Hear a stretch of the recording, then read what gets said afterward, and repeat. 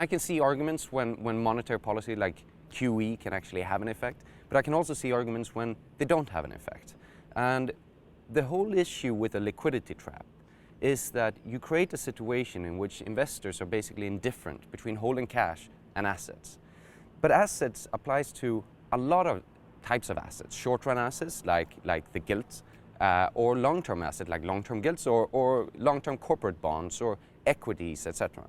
So when the government's QE is basically the monetary authority stepping in and purchasing long-term assets, I'm not sure if that will do much, because the difference between cash and long-term assets is basically the same as for short-term assets. So what I think will happen is that you go to an investor who is holding a 30-year corporate bond, and you purchase that from him and you give him the cash instead.